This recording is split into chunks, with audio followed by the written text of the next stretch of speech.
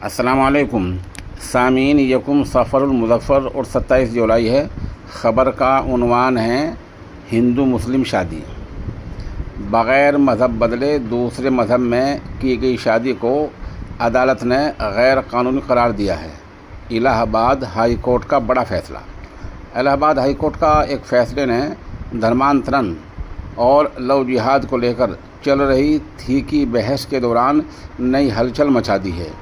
फादिल जज प्रशांत कुमार की यकजा बेंच ने इस मामले में सख्त रुख अपनाते हुए रियासती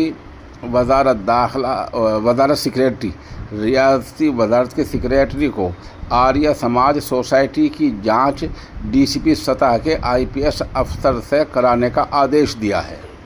धर्मांतरण और लव जिहाद तब्दीली मज़हब को लेकर चल रही थी कि बहस के बीच इलाहाबाद हाईकोर्ट का एक फैसले ने नई हलचल मचा दी है और फैसला ये शादी का सर्टिफिकेट जारी करने वाले आर्य समाज जैसी तंजीमों के मद्देनज़र किया गया है।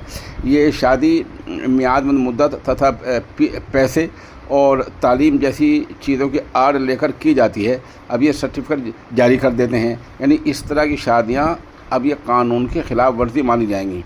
फादिल जज प्रशांत कुमार की तनहा बेंच ने इस मामले में सख्त रुख अपनाया है और रियासती वज़ारत दाखिला के सेक्रेटरी को आदेश दिया है कि उन आर्य समाज सोसाइटियों की जांच डीसीपी सतह के आईपीएस अफसर से कराई जाए जो मुतबादिल मुखालिफ मज़हब के लोगों या नाबालिग जोड़ों को शादी का प्रमाण पत्र तस्दीकनामा जारी कर देते हैं।